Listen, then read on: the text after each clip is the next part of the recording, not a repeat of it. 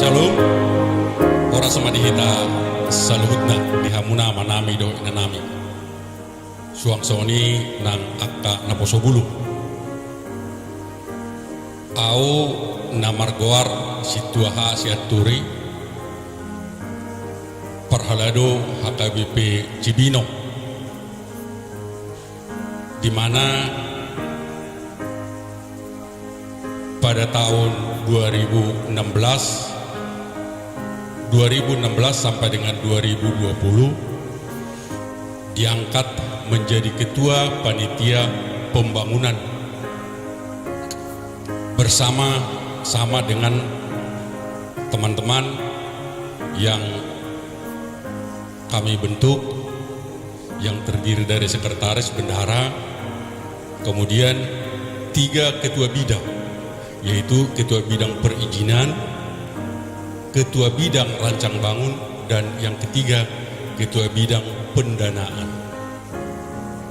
Kemudian dalam perjalanannya kami menjadi panitia pembangunan periode 2016 sampai 2020 itu kami melaksanakan tugas dan teman-teman melaksanakan tugas sesuai dengan tupoksi masing-masing. Bidang perizinan mengurusi perizinan, rancang bangun mengurusi rancangan pembangunan tersebut, dan kemudian bidang dana bagaimana cara untuk mencari dana sehingga pembangunan gereja HKBP Cibinong dapat berjalan dengan baik. Selanjutnya, di dalam pelaksanaan pengurusan IMB, izin mendirikan bangunan, yang awalnya kami mengurus dari tingkat masyarakat lingkungan sampai RT, RW, kelurahan, MUI desa, dalam hal ini MUI kelurahan, kemudian KUA kantor urusan agama kecamatan, sampai dengan tingkat kecamatan, selanjutnya ke tingkat kabupaten. Ada beberapa dinas yang kami datangi untuk memperoleh rekomendasi. Setelah rekomendasi mulai dari tingkat rukun tetangga, kemudian rukun warga, kelurahan dan kecamatan, kami mengumpulkan persyaratan-persyaratan tersebut untuk menghadap kepada Departemen Agama Kabupaten Bogor, yang juga sekaligus kepada kantor Kesbangpol, Kesatuan Bangsa dan Politik, yang sekarang berubah menjadi Badan Kesatuan Bangsa dan Politik, karena beliaulah yang menjadi sekretaris FKUB, di mana FKUB ini terdiri dari 17 orang. 17 orang dan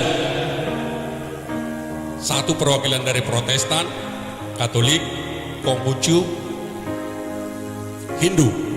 Selainnya adalah Muslim, teman-teman di sebelah sana. Dan kami sebagai panitia sudah terlebih dahulu untuk memberikan atau membuat pendekatan-pendekatan kepada anggota FKUB yang beragam agama tersebut, dan kami disambut mereka dengan baik. Dan setelah proses tersebut, dalam perjalanannya Departemen Agama memberikan rekomendasi kepada FKUB untuk dapat menerbitkan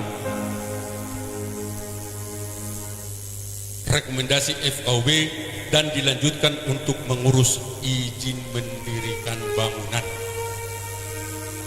Dan itu semuanya kami hadapi dengan sukacita, yang walaupun dalam perjalanannya ada kerikil-kerikil kecil, tetapi itu tidak jadi penghambat kepada kami, panitia pembangunan, dalam melaksanakan kegiatan dimaksud. Dan kami sendiri menilai kami tidak mendapatkan hambatan di dalam pengurusan izin mendirikan bangunan tersebut, karena kami disambut dengan sukacita. Seluruh stakeholder yang kami temui membantu kami secara keseluruhan, karena kami datang dengan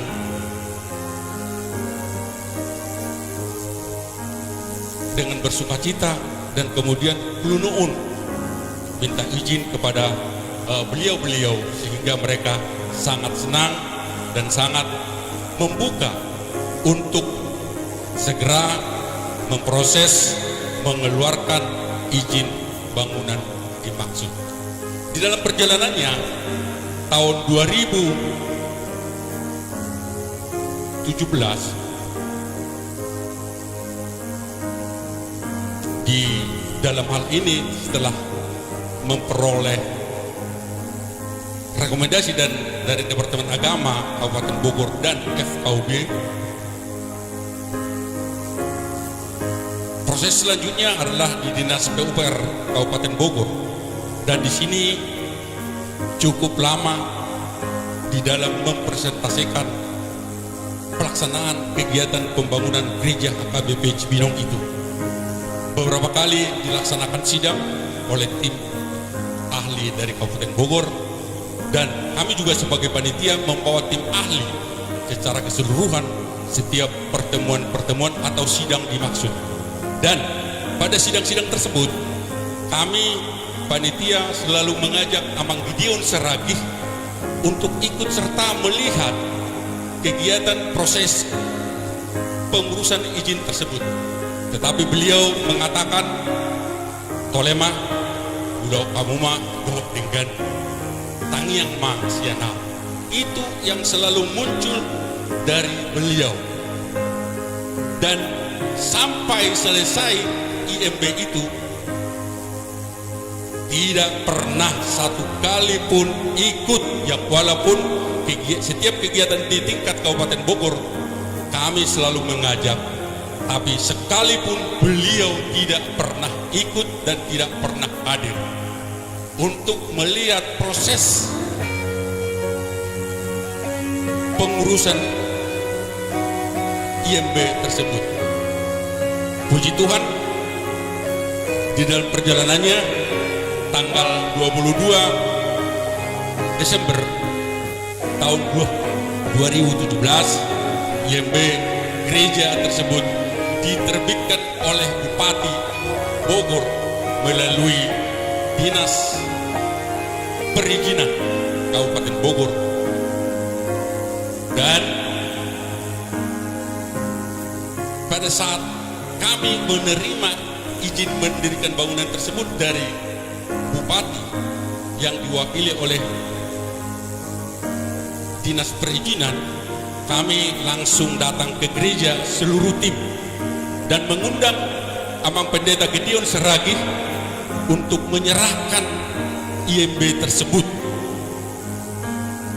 Tetapi beliau tidak hadir dengan alasan kurang sehat. Beliau mewakilkan kepada Pendeta Erni Fier Boru Silalahi. Kami serahkan secara resmi dari panitia kepada gereja HKBP Cibinong.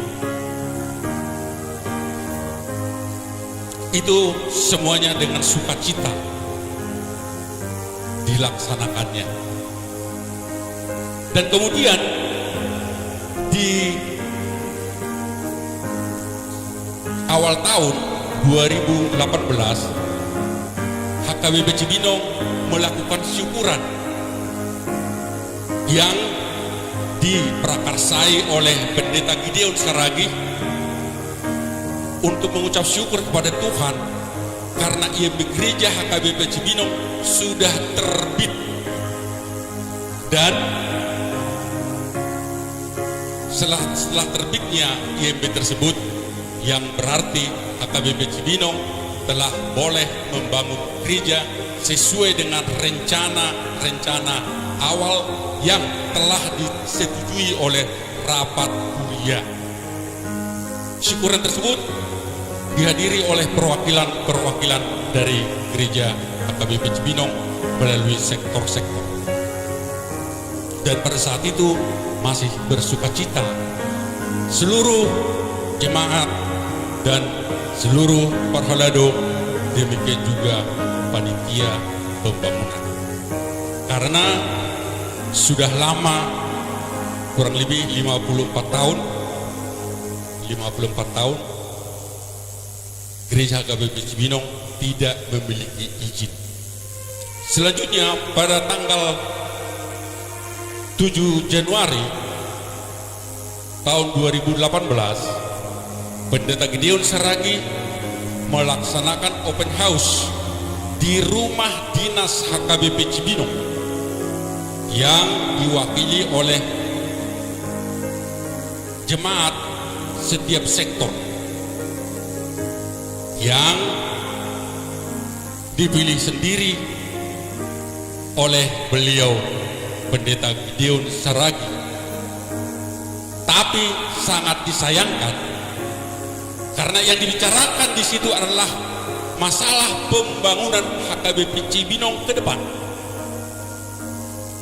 Tetapi panitia pembangunan yang sah pada saat itu, yang saya komandoi, tidak diundang satu orang pun, termasuk parhalado HKBP Cibinong tidak ada yang diundang.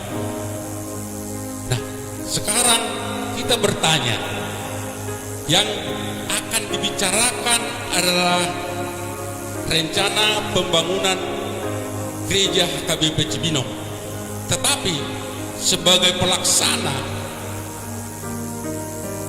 yang bergerak di bidang kegiatan pembangunan tersebut tidak diundang. Sekarang pertanyaan, ada apa? Kok panitia pembangunan tidak diundang? Parhalado HKBP Cibinong tidak diundang? Ada apa? Kalau itu menyatukan persepsi untuk tujuan yang lebih baik, alangkah indah, alangkah eloknya apabila stakeholder seluruhnya diundang untuk menyatukan persepsi, pendapat, satu pikiran bagaimana untuk melakukan kegiatan pembangunan tersebut bisa berjalan dengan baik. Tetapi itu tidak dilakukan oleh beliau. Itu makanya kami katakan ada apa di balik itu. Selanjutnya dalam perjalanannya pada rapat kuliah HKBP Cibinong tahun 2018 bulan April dilaksanakanlah rapat kuliah, di mana di rapat kuliah tersebut adalah khusus melaksanakan kegiatan pembangunan yang akan dilaksanakan ke depan. Dan kami sebagai panitia pelaksana pembangunan tersebut datang secara full, termasuk tim ahli kami bawa ke gereja untuk memberikan penjelasan, memaparkan rencana selanjutnya bagaimana pembangunan gereja HKBP Cibinong. Dan di dalam pelaksanaan tersebut,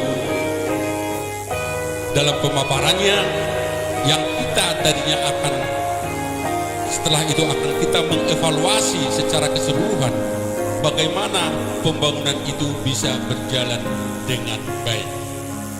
Kemudian dalam perjalanan rapat tersebut, setelah Pendeta Saragi memberikan kesempatan kepada panitia pembangunan untuk menyampaikan, menjelaskan, memaparkan kegiatan-kegiatan pembangunan tersebut, situasi sudah mulai tidak kondusif. Situasi sudah mulai gaduh, sudah riuh. Kenapa demikian? Kamu melihat bahwa ini rapat kuria tentang pembangunan gereja HKBP Cibinong ini sudah disetting sebelumnya. Ada skenario di balik kegiatan-kegiatan tersebut untuk berjalan dengan baik. Dengan alasan pada saat itu bahwa rencana anggaran pembangunan gereja HKBP Cibinong yang dibuat oleh panitia pembangunan dengan nilai 20,8 M itu adalah salah satu syarat untuk memperoleh IMB. Itu adalah standar pemerintah Kabupaten Bogor, dan itu tidak baku, dan itu bisa dievaluasi selanjutnya. Makanya sebelum rapat harian tersebut, saya sebagai ketua panitia berkali-kali menyampaikan kepada Pendeta Gideon Saragi untuk duduk bersama untuk menyatukan persepsi, untuk mengevaluasi rencana anggaran pembangunan atau RAB tersebut. Itu tidak harga mati. Itu tidak harga mati. Itu adalah sebagai syarat untuk memperoleh IMB sebagai standar pemerintah Kabupaten Bogor. Dan ajuan saya itu selalu ditolak oleh beliau. Dan kemudian saya sampaikan sebelum rapat Furia tanggal 7 April tersebut, saya menyatakan kepada Abang Pendeta Saragi supaya dibentuk panitia lelang atau panitia tender. Nah, panitia inilah nanti yang menentukan, yang menyeleksi siapa yang akan melaksanakan kegiatan tersebut. Dan bentuknya bagaimana? Sesuai dengan usulan daripada ketua bidang dana yang diketuai oleh Sintua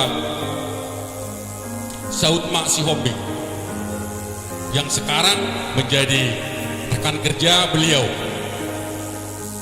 Itu adalah ide daripada Sautma Sihombing, karena kami merasa itu cukup baik, sehingga itu kami bawakan ke dalam rapat harian. Tetapi itu tidak berjalan satupun. Pembentukan panitia tender atau panitia lelang, kemudian duduk bersama satu meja, tidak pernah.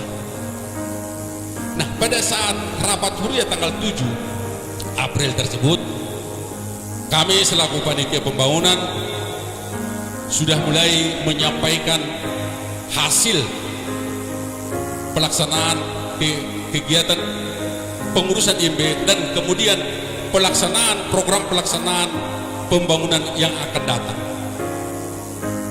Belum beberapa lama, belum separuh pun, setengahnya, kami menyampaikan bahwa keadaan sangat riuh, sudah sangat tidak kondusif, dan jemaat mengatakan tidak setuju dengan harga tersebut. Padahal kami, seperti saya katakan tadi, boro-boro dilaksanakan, panitia tender atau panitia lelang juga belum terbentuk.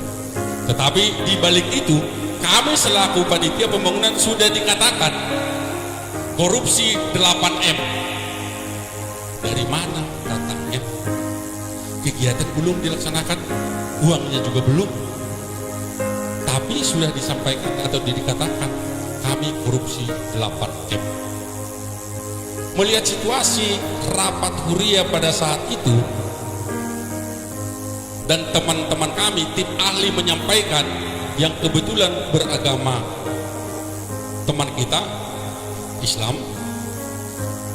dikat dan tidak boleh menyampaikan persentasenya di gereja tersebut, sehingga semakin riuhlah rapat tersebut dan kami tidak diberikan kesempatan untuk berbicara lagi. Kami disuruh untuk duduk, silahkan duduk, kami akan melanjutkan rapat ini. Begitulah disampaikan oleh Amang Pendeta Gideon kepada kami.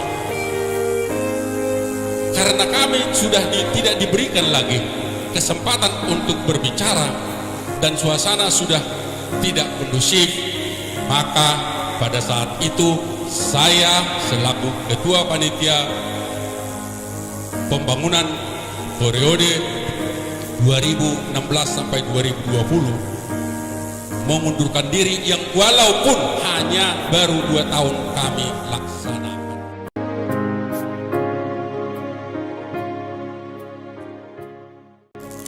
Selamat malam, Amang. Selamat malam, Amang Pangaribuan. Oke. Ya, dari semuanya baru sekali ini saya disebutin namanya, walaupun marganya saja.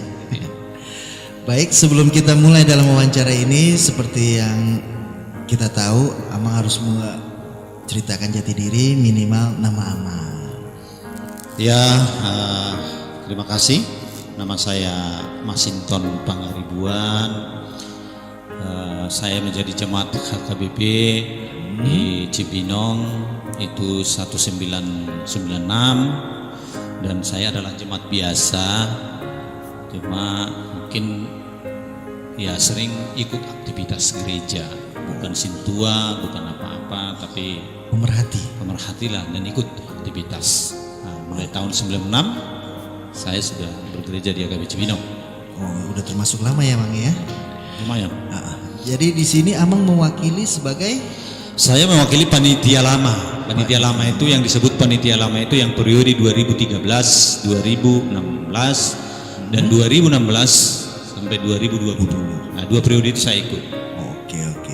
Amang di bidang apa? 2 periode saya tetap di bidang perizinan. Mengurus izin IMB. Dari tahun pembangunan gereja kita, IMB itu sangat sulit, Amang. Oh ya, sangat sulit. Karena memang pembangunan IMB gereja tidak seperti pembangunan rumah biasa atau kantor atau apa. Ya. Selain dia mengikuti perda atau peraturan kementerian, ada satu itu SKB 2 Menteri. Ya. SKB 2 Menteri ini yang tahun 2006, SKB Menteri nomor 8 2006 itu dari Menteri Agama, dan 2 SKB Menteri dari nomor 9 tahun 2006 dari Menteri Dalam Negeri. Nah, di situ disebutkan untuk persyaratan pendirian bangunan rumah ibadah. Ada 4 itu. 1, bahwa harus ada KTP dari pengguna 90 orang disahkan oleh lurah dan camat.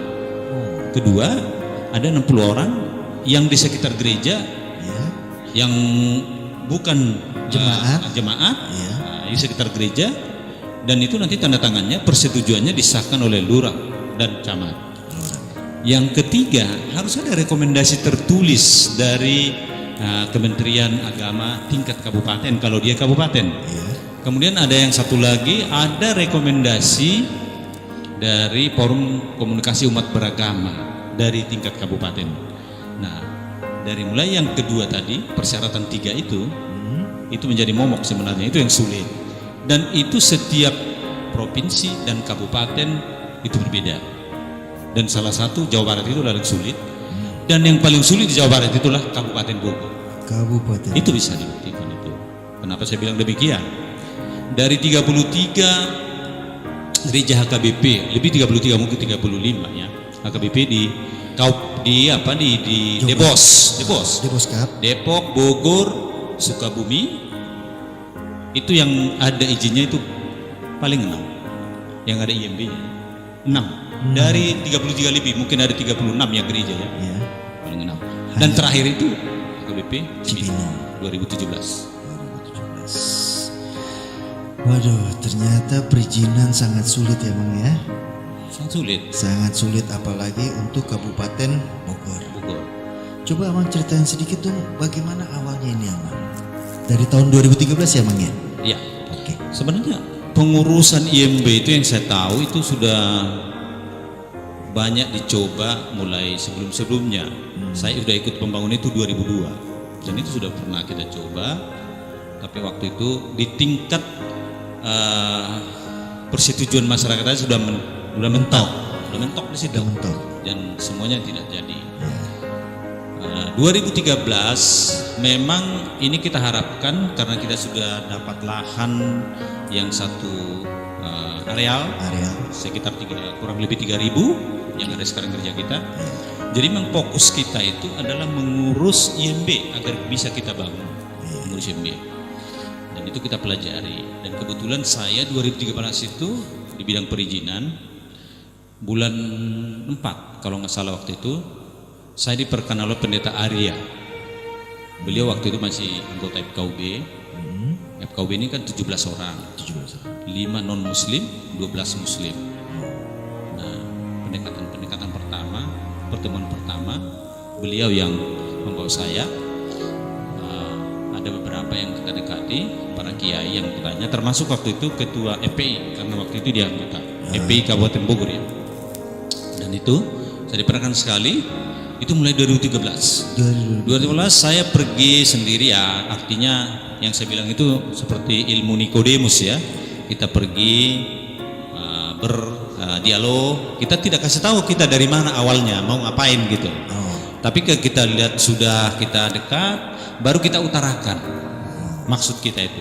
Waktu 2013 itu 2015 ketuanya itu masih kita TJ Siahan dan jemaat. Di bidang perizinan itu kita bagi-bagi. Saya sebagai ketua, anggota saya ada Sintua Darling, ada Manter Sihotang, ada juga Sintua Hutagaul yang sudah pindah ke Pekanbaru. Itu khusus Darling itu yang menangani, saya minta itu mulai dari lingkungan sampai tingkat camat. Dia urusannya. Ketua itu biasanya ke Sebangpol. Nah, dulu dibantu oleh Amang Najar. Dan saya khusus yang FKUB, kami sama-sama ke Kemenang. Nah itu waktu itu. Nah pendekatan ini mulai dari 2013 ya, 2013. Kita berbagai cara kita adakan dan menggambarkan kita sebenarnya selama ini selalu ada jargon di kita kan, sulit mengurus gereja, sulit mengurus gereja. Tapi sebenarnya nggak pernah dilakukan gitu loh. Pernah itu saya tanya, termasuk ke sintua-sintua yang sekarang, bahkan yang sudah emeritus ya, yang sudah ini. Kalau sudah pernah kalian urus, mana dokumennya? Saya bilang, dokumennya. Karena kita tahu pasti ada dokumen kan? Iyalah. Tapi ternyata dokumennya nggak ada, hanya jargon aja. Jadi ya biasalah mungkin orang kita begitu ya. Belum sudah berteriak. Dan memang kita bertekad waktu itu harus dapatlah izin itu karena lahannya sudah ada. Kenapa sih kita sebagai orang beriman tidak berharap sama Tuhan kan? Apapun katanya bisa dilakukan oleh Tuhan untuk kita coba itu. Dan syukur alhamdulillah ya dapat itu. Dan sebenarnya kalau kita lihat FKUB itu sebenarnya bulan Juli atau bulan 8 2015 sudah memberikan lampu hijau. Waktu itu lampu hijau, oke, dibikin aja suratnya. Dan itu sudah kita konsep semua, itu kita berikan ke ketua. Tapi waktu itu yang menjadi masalah satu, ketua langsung jatuh sakit Amang TJ Siahan waktu itu, sehingga tidak jadi.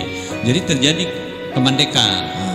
Kan dari bulan Juli sampai Januari 2016 itu kan artinya satu waktu yang lama. Dan ada juga terlambat juga sebenarnya pembentukan panitia yang baru pun 2016 ke sana itu terlambat karena itu bulan Mei. Nah, ya walaupun begitu kita mulai lagi dengan ketuanya Amang Harles Yanturi waktu itu 2016 kita mulai, dan kita mulai bekerja lagi menghubungi mereka, dan kebetulan oke, dan semua oke, dan verifikasi pun kita jalankan, dan kita mulailah waktu itu verifikasi bulan April ya, April 2017, verifikasi terhadap jemaat kita dulu pengguna yang 90 di gereja kita, dan dimulai lagi verifikasi dari masyarakat setempat. Dan kita dapatlah dari Kemenak rekomendasi itu April 2017, dan dari FKUB 2017 bulan awal Mei 2017. Nah, itulah handicap sebenarnya yang dua ini. Sesudah dua ini kita dapat, sebenarnya kita sudah bergembira, dan kita akan masuk ke PDRT, pengesahan dokumen teknis, dan itu kita bawa desain gereja dilengkapi dengan semua sampai RAB ya, sampai RAB dengan rancangan ketinggian dan segala macam sudah ada di situ. Sama gempa bawa juga ya, sama gempa.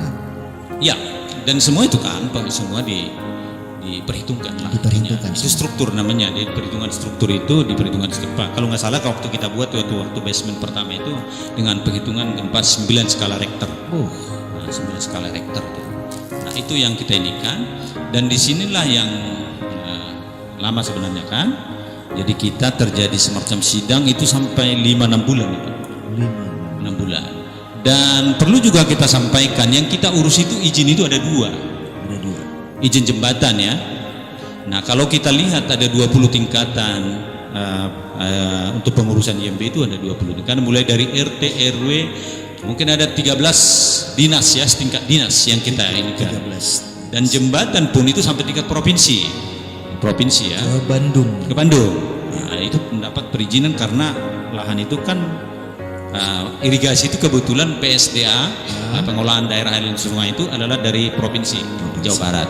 Dua itu sebenarnya kita ya izin waktu itu, dan kita ikuti terus sampai selesai PDRT itu selesai sekitar bulan 11 akhir 2017 ya. Dan kita masukkan semua dokumen PDRT ini tanggal 11 kalau nggak salah, tanggal 11 ke Dinas Perizinan 2017, Desember 2017. Jadi kita dapatlah izin itu sebenarnya 22 Desember 2017. Perjalanan pengurusan mulai dari 2013 jadi 2017 itu suatu cukup lama. Dan kita pun syukur itu karena waktu Tuhan itu menurut kita yang terbaik ya. Dan kami juga panitia lama mengatakan itu tidak kita mermegahkan diri bahwa kita yang mengurus izin itu, tidak. Itu sebenarnya karena kemurahan Tuhan. Kalau Tuhan bilang tidak jadi, itu tidak jadi. Nah, jadi kita tetap berpegang di situ. Walaupun belakangan ini banyak yang berkembang ya. Oke, si A yang mengurus itu, si B yang mengurus itu, si C yang mengurus itu, katanya kan banyaklah berseliweran itu. Bahkan banyak berita-berita bohong lah tentang itu, tentang perizinan itu. Tapi kalau tidak tanya bagaimana flow-nya mengurus izin itu, pasti yakin saya semua itu tidak ada yang tahu. Ya, bagaimana flow ya? Flow chartnya untuk mengurus izin dari mana ke mana, apa yang harus disiapkan, bagaimana di sini, mereka tidak tahu. Yang paling lama itu sebenarnya di PDRT-nya, pengesahan di Dinas Pemukiman. Jadi sana kita bawa tenaga ahli kita 5 orang berhadapan dengan tenaga ahli independen.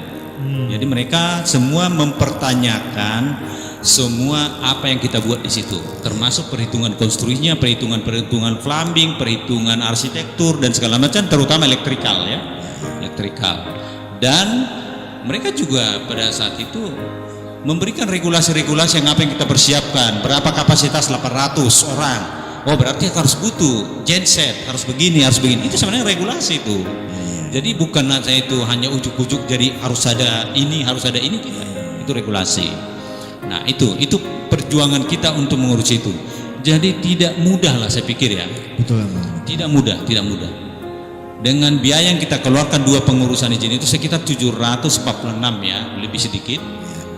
Walaupun sekarang ini banyak digambarkan 900 juta lah, inilah semuanya itu hoax itu semua.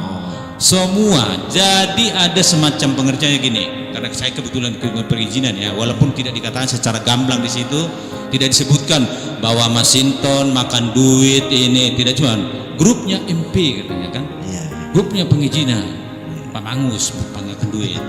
Sebenarnya di situ terinci semua keuangan apa itu.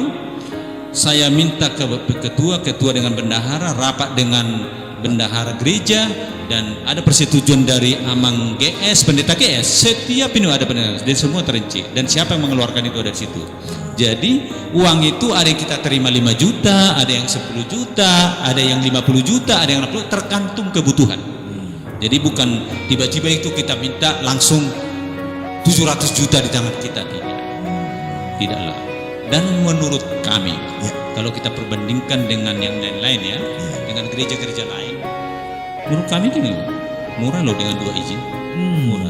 Tapi orang bilang itu mahal. Dan setahu kami, nanti ketua pembangunan boleh ditanya, bahwa kita sebenarnya tidak ada ditentukan berapa biaya yang kita, anggaran biaya untuk pengurusan izin ini. Jadi kalau yang kami dapat dari majelis waktu itu 2013 dan terus sebenarnya berapapun kita keluarkan, yang penting dapat izin itu, karena kerinduan kita ya. Iya betul. Saking kerinduan kita untuk mendapat izin ini, karena sebagaikan kita dapat sebuah emas yang mungkin 2 kilo, ya kita dapat izin ini, karena tidak mudah, kita tidak mudah, banyak pergumulan lah siang dan malam, bahkan kita bisa merendahkan harga diri kita. Ya kita ingatlah seperti Yesus merendahkan harga diri, harus seperti itulah. Mungkin dengan itulah mungkin bisa kita dapat izin itu. Jadi abang tadi kan bilang dari 20 itu pengeluaran sebesar 746 juta sekian lah ya itu abang itu disahkan nggak sih sama majelis gereja HKBP? Oh iya, ada tanda tangan di situ, tanda tangan. Ada bukti-buktinya semua. Ada semua. Cuma belakangan ini ada istilahnya begini, tidak ada kwitansi dari penerima katanya kan? Iya. Jadi bisa saya katakan mungkin kalau hanya sekedar kwitansi bisa saja sebenarnya, karena ini sebenarnya bentuknya semuanya uang terima kasih ya. Saya nggak tahu kalau uang terima kasih itu ada kwitansinya, nggak ngerti saya. Kan memang entertain dan uang terima kasih. Selama saya kalau uang terima kasih kita nggak perlu butuh kwitansi ya, karena memang kita keluarkan karena kita berterima kasih. Dan tidak ada hitungan itu. Dan kalau hanya semacam kwitansi saja, sebenarnya kwitansi dari ketua pembangunan dengan bendahara pembangunan serahkan ke gereja. Dan sebenarnya paling penting itu adalah persetujuan dari uluan, ada tanda tangannya. Kalau memang tidak setuju, kenapa dikeluarkan? Kan itu. Betul. Itu logika yang sangat sederhana saya kira ya, logika yang sederhana, perlu kita perdebatkan itu. Dan orang-orang artinya tidak mengertilah memperdebatkan itu. Kalau saya mengatakan, ya uluan sudah setuju, berarti ya. Dan yang kita lihat hasilnya. Tapi kalau hasilnya tidak ada, bolehlah kita perdebatkan ya. Boleh kita perdebatkan. Berarti kemana? Kenapa tidak diperhitungkan kan? Yang bagi saya, walaupun selama ini saya tidak pernah berbicara semenjak rapat Huria 27 April 2018, saya tidak pernah berbicara di manapun. Walaupun sering disebut, bukan nama saya secara langsung ya, grup MP, grup ini kan bisa saja itu kan melangkon P1000 kan bisa saja kan gitu kan. Hanya inisial aja. Inisial aja. Jadi saya tidak pernah terpengaruh dengan itu. Dan pengaruh kebetulan karena saya merasa saya tahu apa yang saya kerjakan, dan kedua itu kerja tim bukan kerja sendiri, dan saya pikir itu adalah kemurahan Tuhan ya. Jadi kita tidak boleh bermegahkan diri saya nggak seperti yang belakangan ini banyak yang bilang saya itu perlu itu di apa namanya, apalagi seorang pelayan mengatakan saya katanya, wah saya agak susah itu menurut saya kan gitu. Begitu anak. Oke. Jadi abang sudah ceritain itu ya, apa dari 2013 sampai 2017. Tapi abang belum menceritakan nih, di Tikting ini tanggal berapa itu abang bahwa telah mendapatkan IMB itu? Itu di Desember itu ya, karena saya memang bertekad waktu itu kalau bisa ini Tuhan berdalam doa kami panitia pembangunan dan doa saya secara pribadi, biarlah ini menjadi hadiah Natal untuk Hadiah HKBP Cibinong. Dan puji Tuhan, doa kita ditengahkan Tuhan, karena itu tanggal 22 Desember kita terima. Dan karena saking sukacita kita, langsung hari itu juga, saya ingat itu hari Jumat ya, saya ingat itu hari Jumat. Jadi saya ingat hari Jumat, langsung kita ketua langsung kasih tahu ke Uluan, Amang Pendeta GS, tapi nggak tahu waktu itu jawabannya, mungkin diutuslah Inang Pendeta Pierre yang menerima itu di gereja kita. Dan Januari itu ada di semacam syukuran, karena sukacita kita. Nah, dan kami waktu itu panitia dikasih cek 50 juta itu. Oh, dikasih cek 50 juta. Dan malam itu juga kami kembalikan itu ke bendahara. Dengan perlalu para tahun. Karena apa? Kami kira bukan itu persoalannya. Nah, kami kira bukan, kami tidak. Semua orang membutuhkan uang, tapi kami bukan mengharapkan itu. Terlalu naif lah, saya pikir terlalu kecil ya. Kalau kita dinilai dengan 50 juta. Nah, saya nggak tahu maksudnya memberikan itu, saya nggak tahu. Dan saya tanya jelas waktu itu, apakah itu berdasarkan rapat majelis? Katanya bukan, hanya yang tahu itu 3 orang, yaitu Amang Parartaun, Bendahara, dan Amang Pendeta Gideon. Dan saya pikir, langsung saya bilang sama ketua, karena saya lihat tipis, coba buka, apa itu? Cek Amang, 50 juta, kembalikan. Dan malam itu juga dikembalikan. Dan kami semua setuju, karena memang bukan itu yang kita harapkan ya. Banyak berkat yang kita terima dari Tuhan kalau kita bekerja di gereja itu dengan tulus ya. Iya, dengan tulus. Begitu Amang. Oke. Iya, Amang sudah menjelaskan semua perjalanan IMB kita dari berpuluh-puluh tahun, terus pengurusan yang sangat lama. Ya 50 juta memang bukan harga lah, bukan harga yang pas gitu kan. Tapi tetap pelayanan Amang dan tim dari perizinan mudah-mudahan dibalas oleh Tuhan. Tapi begini Amang, yang saya ingin tanyakan, setelah panitia pembangunan yang lama ini mengundurkan diri, terus kan berarti kan bilang lihat dari pola bangunan sekarang itu harus ada perubahan Amang. Perubahan izin karena gambar berbeda lah, soft drawingnya atau apa? Nah, menurut Amang gimana? Betul, jadi setelah rapat Huria 27 April 2018 yang digaungkan itu kan bahwa jemaat tidak setuju dengan basement. Tapi menurut saya itu adalah keinginan beberapa orang, tapi di drive melalui rapat Huria untuk mendapat persetujuan gitu. Karena kita belum pernah sebenarnya bicarakan apa sih fungsional basement itu. Dari basement itu. Nah, terus mereka lihat masalah biaya dan begini-begini.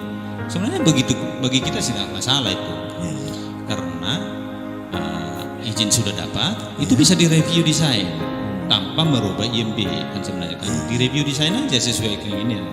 Dan itulah yang mereka lakukan dengan rencana baru Atelier 6 ya.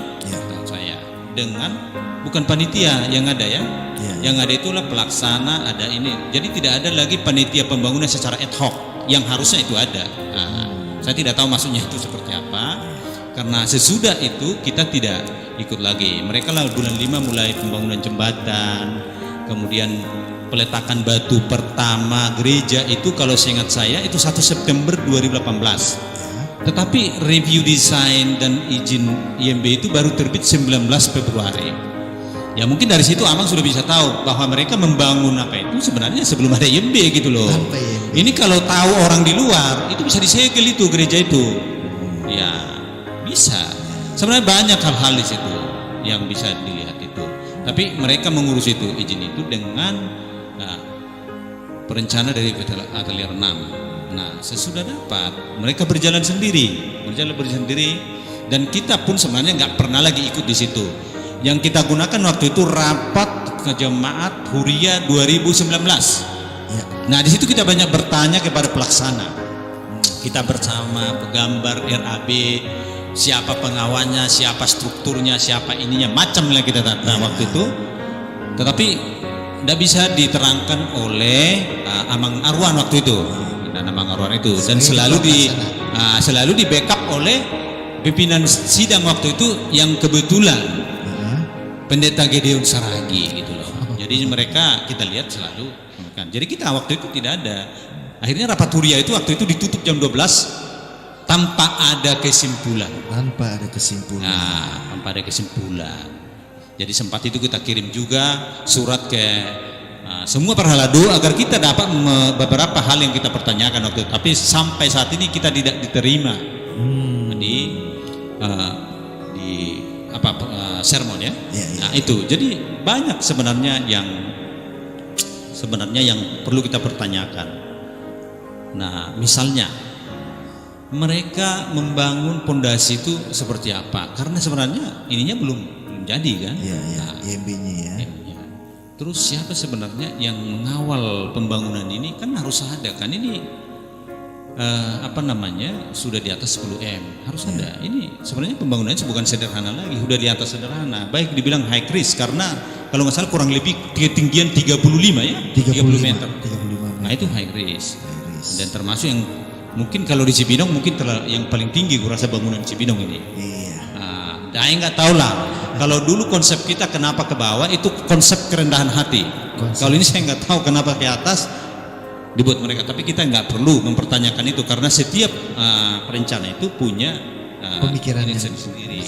Atau itu permintaan owner dari waktu itu atau hanya dari pemikiran dari arsitek, dari perencananya lah. Kita belum sempat pertanyakan situ. Itu yang kita lihat. Jadi banyak mungkin yang dipertanyakan di situ dan banyak hal-hal. Dan sampai saat ini belum pernah kita melihat RAB resminya. RAB resminya. Rencana anggaran biaya. Karena dari situlah kita bisa sebenarnya melihat. Dan kita juga tidak pernah melihat semua, baik itu RKS-nya yang selalu dipertanyakan dulu oleh Arwan untuk RAB yang lama gitu ya. Tapi sekarang kita belum pernah melihat itu RKS-nya seperti apa itu. Jenis ininya, jenis itu, jenis sana tidak tahu kita itu. Jadi berapa biaya gereja ini sampai jadi? Sampai sekarang itu ya mungkin pertanyaan besar itu. Jadi kalau kami di bidang konstruksi harusnya acuan pertama itu adalah RAB. Dari situlah kita melihat bangunan itu benar apa tidak, baru dicocokkan dengan gambar. Di RAB ada, di gambar tidak ada. Saya ikut RAB-nya, lebih tinggi RAB-nya kan. Kalaupun di gambar ada, kalau di RAB tidak ada, oh ya ikut RAB-nya. Oh tidak ada itu di RAB. Tapi kalau di RAB ada, tidak ada di gambar, wah itu ya salah itu kan. Dan banyak hal-hal lah, banyak hal. Mungkin nanti coba kita bicarakan apa aja menurut kami. Karena kebetulan saya mendapat fotokopi dari hasil PDRT yang kedua yang dicap oleh Dinas Pemukiman, ada di saya. Gambar ininya ya, semua ada. Dan itu bisa kita bedah, kita lihat bangunan itu apa sesuai dengan itu apa tidak gitu. Antara gambar dengan Di kenyataan. lapangan. Dan itu harus ikut itu. Kalau tidak, itu sebenarnya bisa disegel itu bangunan gitu. Dan itu yang kita tidak mau kan. Harus bisa kita fungsikan, jangan gagal bangunan dan gagal izin kan gitu kan. Gagal bangunan itu tidak layak dipakai, gagal izin ya disegel selama-lamanya gitu kan. Takutnya seperti hambalang nanti gitu loh. Itu maksud kita gitu. Seperti itu yang dimaksudkan. Oke, jadi Abang, jadi sebenarnya efeknya ini sangat berat ya Abang ya. Terus juga nanti juga dalam pelaksanaannya di akhir pun juga ada ya Abang ya yang namanya surat pengesahan. Apa itu yang namanya Abangnya kalau bilang? Oh itu ada. Jadi ada sebenarnya itu namanya SLF ya. SLF itu ada. Itu dari Permen PUPR Menteri. Nah, jadi kalau dibilang itu ada uji lulus SLF namanya, sertifikat layak fungsi. Kalau sudah bangunan itu sudah selesai, sebenarnya tidak boleh langsung digunakan. Jadi kalau seperti sekarang itu digunakan, baru dibangun digunakan, masih belum selesai sudah digunakan, itu sebenarnya membahayakan ya. Misalnya gimana kalau ada di situ yang kurang jatuh kan gitu kan. Itu sebenarnya. Jadi sebelum kita gunakan bangunan itu harusnya itu diuji, namanya sertifikasi layak fungsi. Itu Permen PUPR nomor 27 tahun 2018. Itu ada. Dan itu sudah banyak kalau di Kabupaten Bogor sudah banyak. Dan kita pun nanti bisa meminta itu secara kita stakeholder ya, Sebat sendiri bisa. Dan bisa, ya. kalau perlu nanti Amang minta ke kita lakukan itu. Siap.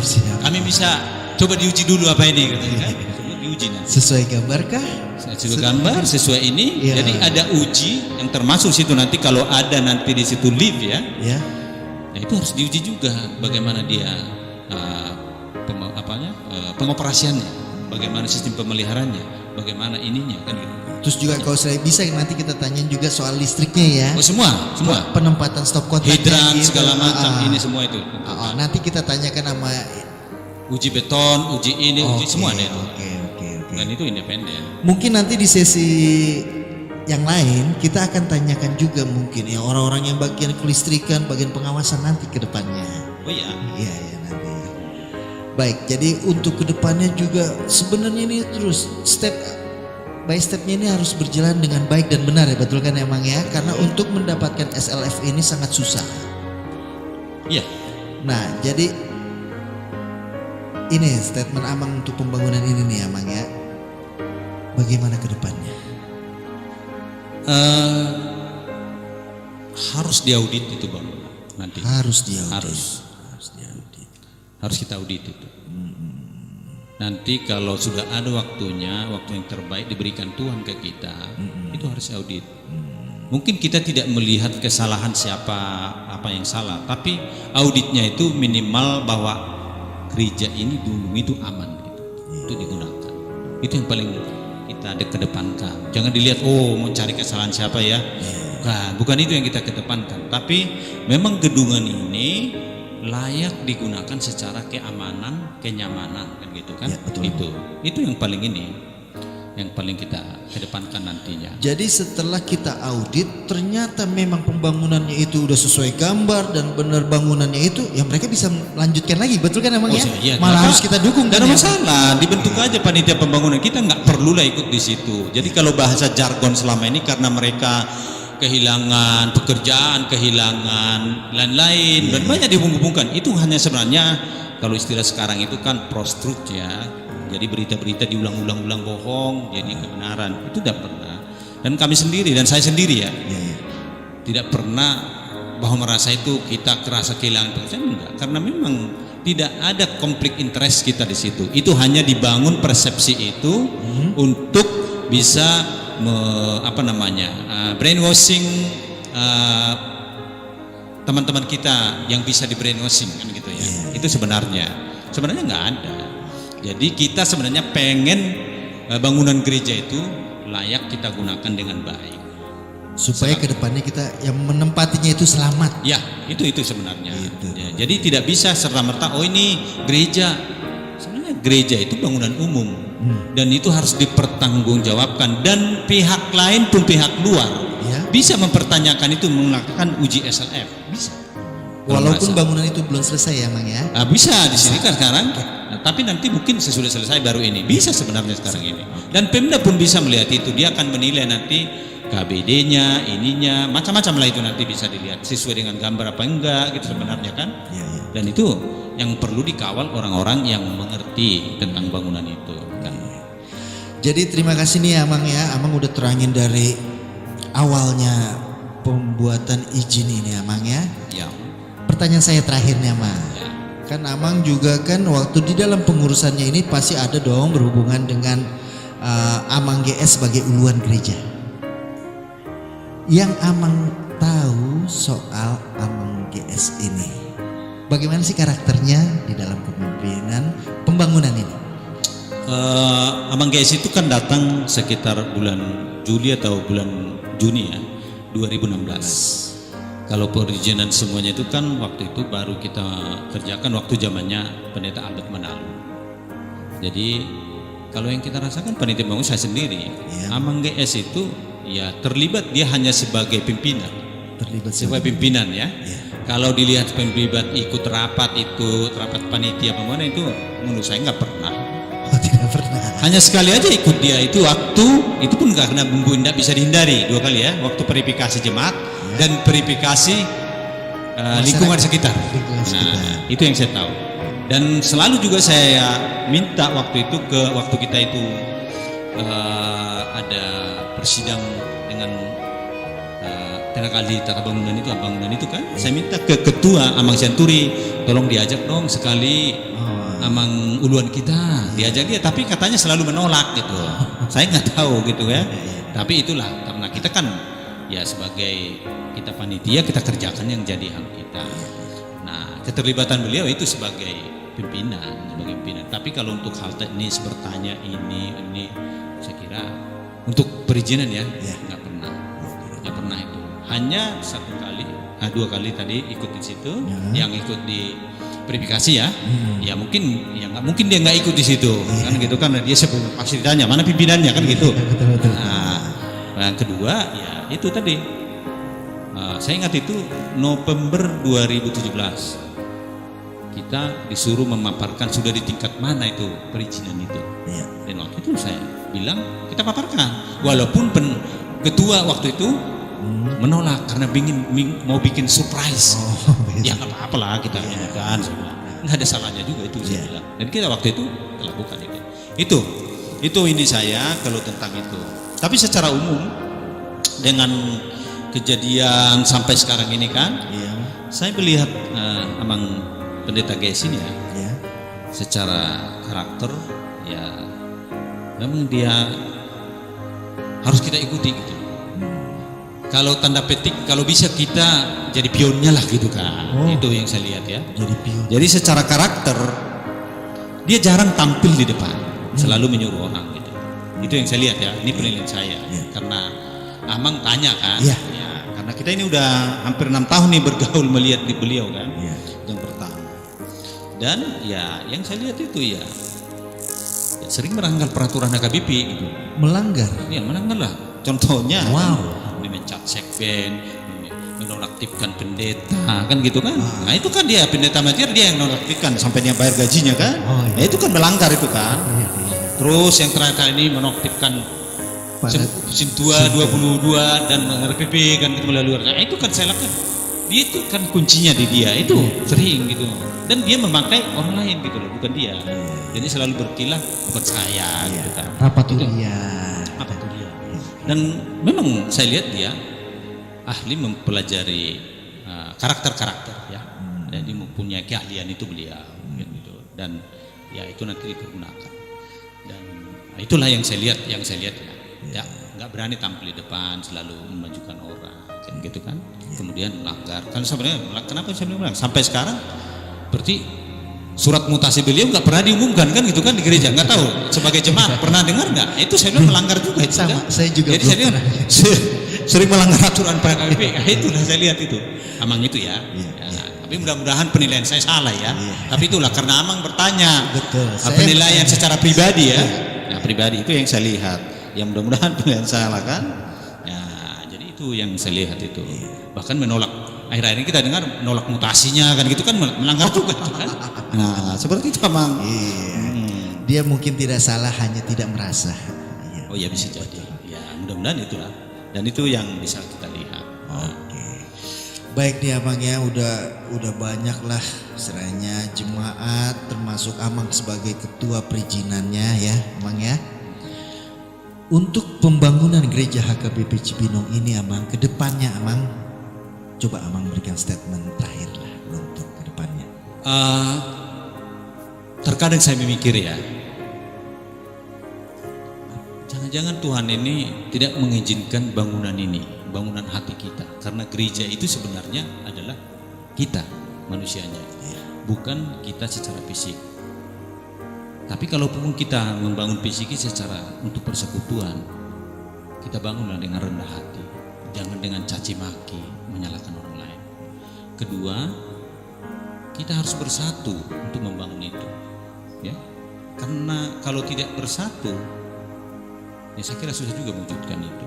Dan kita harus pasrah, bersatu, saling mengampuni ke depan. Kita lihat, kita serahkan sama Tuhan. Karena apapun kita rencanakan, kalau Tuhan tidak berkenan, itu dia akan jadi. Contohnya apa? Menara Babel. Menara Babel. Itu contoh. Jangan sampai. Jadi kita yang penting itu kita bersatu, kita lihatlah secara benar kan gitu. Ya. Jangan kita membangun semacam menara gading ya. Menara gading itu, indah sekali nih, ini jadi ikon di Kabupaten Bogor, ini yang terjadi. Jadi kita mendewakan itu bukan memuji Tuhan gitu. Oke. Itu memuji Tuhan. Jangan seperti itu. Karena gereja itu sebenarnya adalah diri kita, bukan itu. Itu adalah bangunan yang panah. Jangan kita sampai terpaku di situ sehingga kita lupa memuji Tuhannya. Nah, itu mungkin statement saya. Bersatulah kita. Mari kita bersekutu di situ, kita bangun, tetapi kita gerejanya adalah hati kita. Kita pujilah Tuhan. Jangan mendewakan manusia. Oke. Amin. Terima kasih Aman atas itu. Mau lihat ya. Ya, semoga segala pekerjaan dan perbuatan yang benar-benar tulus diberikan untuk gereja KBP Cibinong dibalas oleh Tuhan. Ya, itulah kerinduan kita. Kita bersatu dengan rendah hati. Amin. Amin. Kita akan ketemu lagi. Matakar, mari kita bongkar.